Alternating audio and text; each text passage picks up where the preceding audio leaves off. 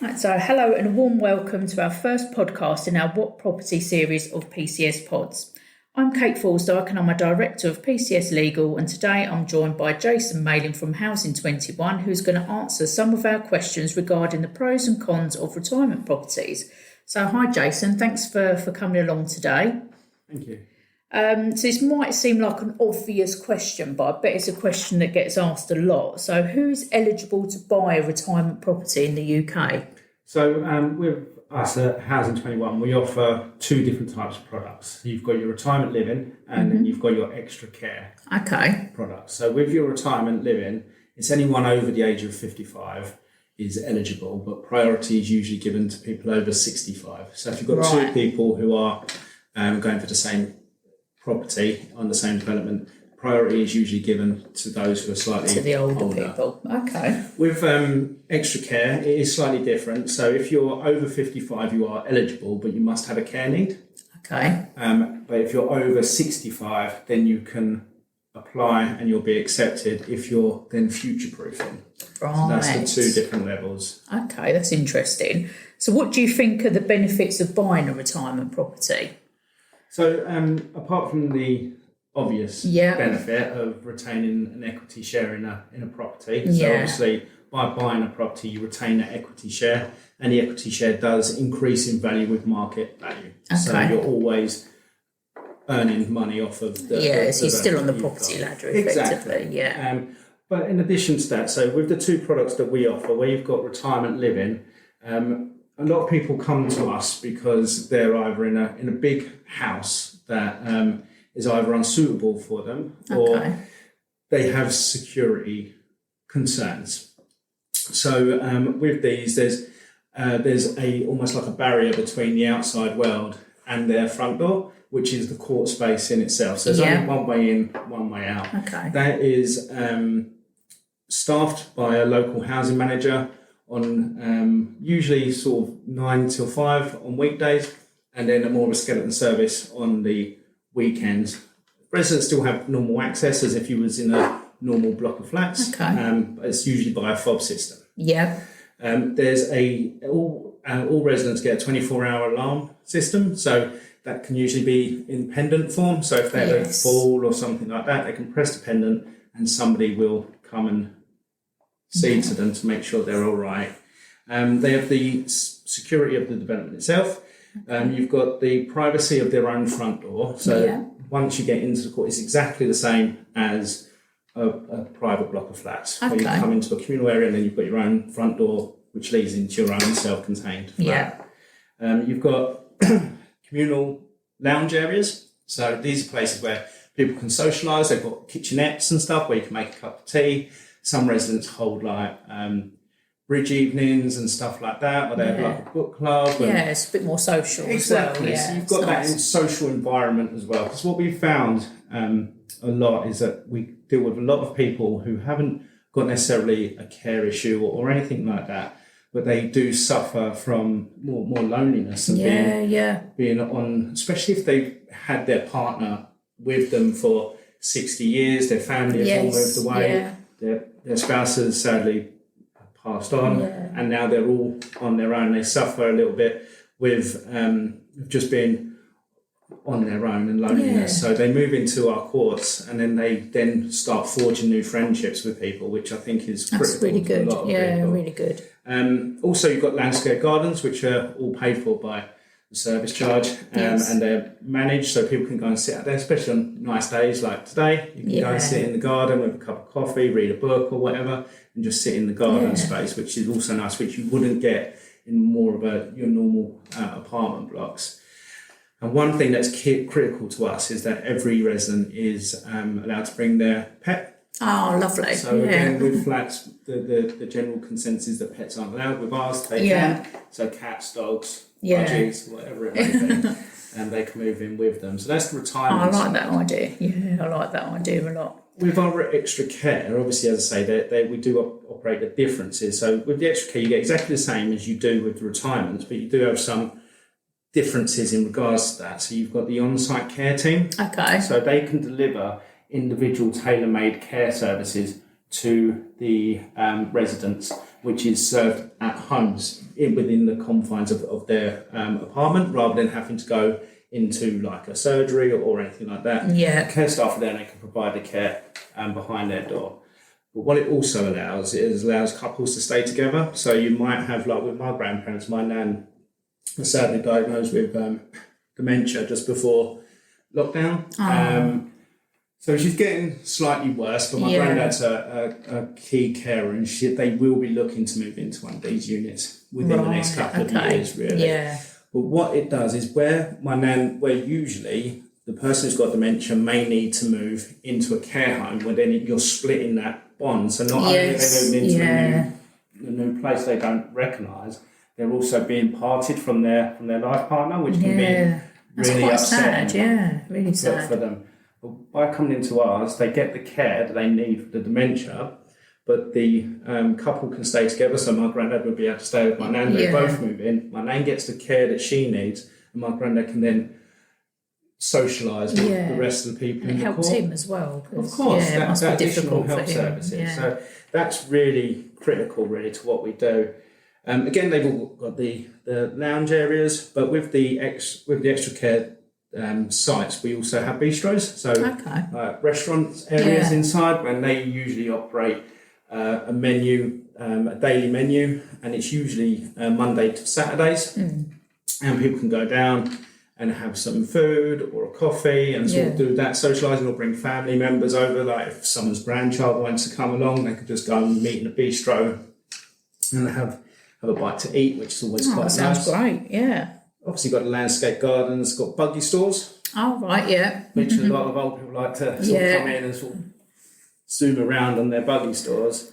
But we also have hair salons as well, so you don't have to have a hairdresser come in. Oh, lovely, yeah. And they're all local people as well, so it's all local companies that come in and provide that.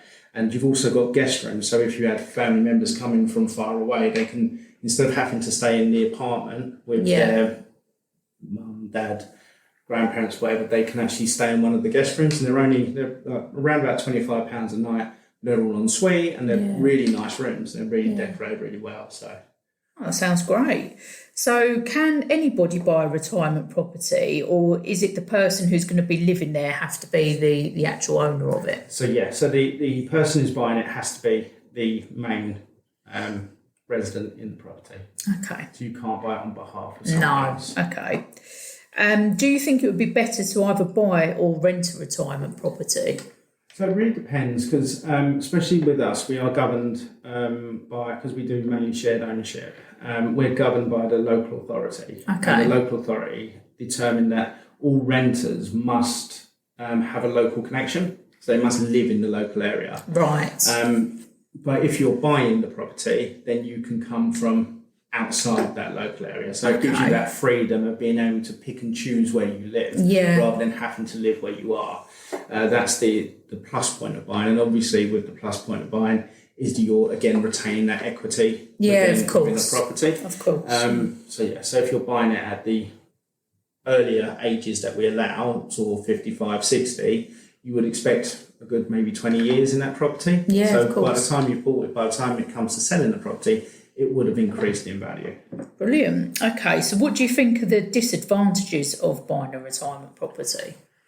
So the disadvantages can mainly be around the resale process. Yes. And that's mainly because you can only sell it to somebody who's over 55, then you are having a much smaller pool of people. Yes, of course, yeah. That I would say is the biggest downside to retirement living properties, is you have got a smaller base of people to sell to. Okay.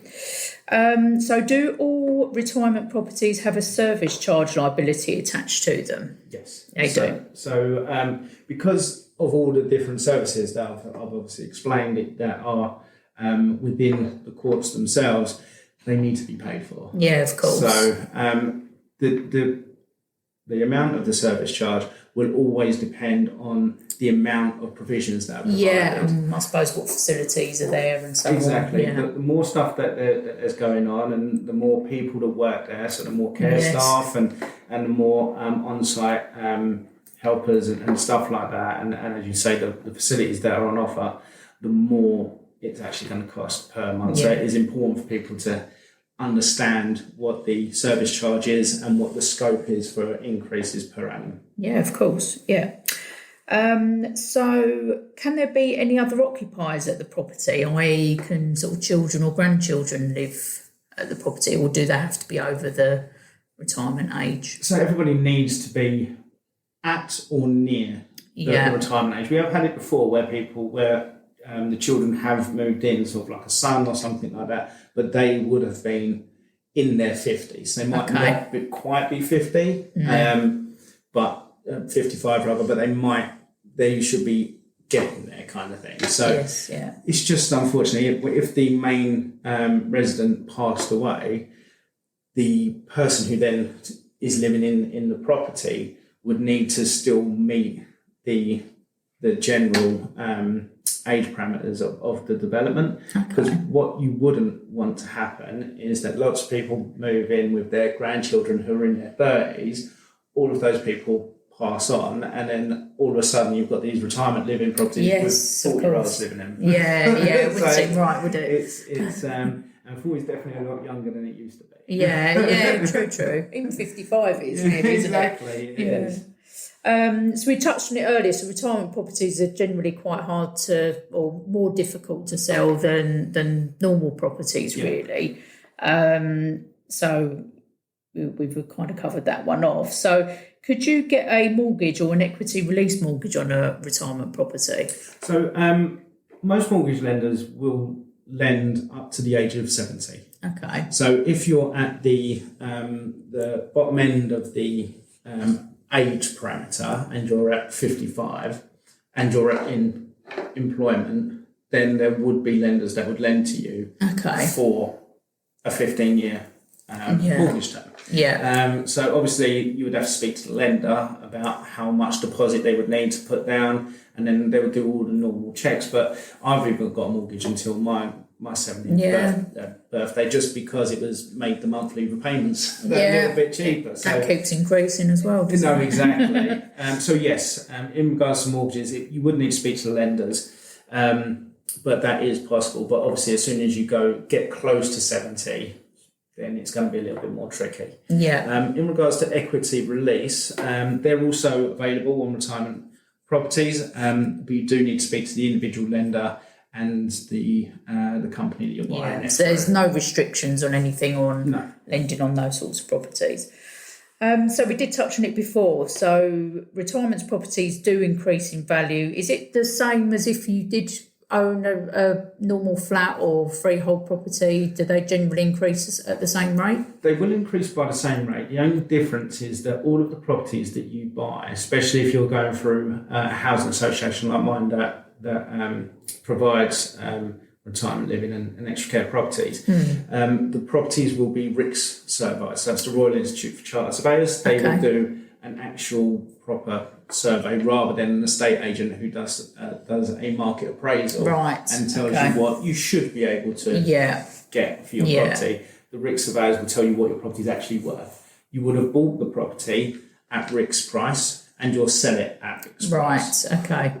So there would be no inflation through general appetite in regards to what an estate agent might do. They might say, well, most properties sell around here for 300,000, so we'll put yours on for 325 and see how we go. If the property's worth 300, it will sell for 300. Yep, no, that makes sense.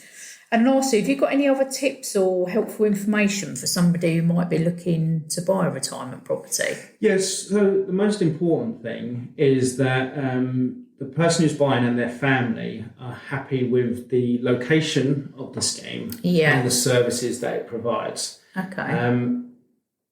Also making sure that you're fully aware of the charges. With housing associations that provide the retirement living, it's very transparent what the charges are. And we do lay out everything in regards to what the service charge is, what you're paying for, and what the resale costs are. When you're dealing with more of the private side, they can always look a little bit better on the Outside, because the service charges, they say, might be frozen for 5 years, so you're not paying anymore.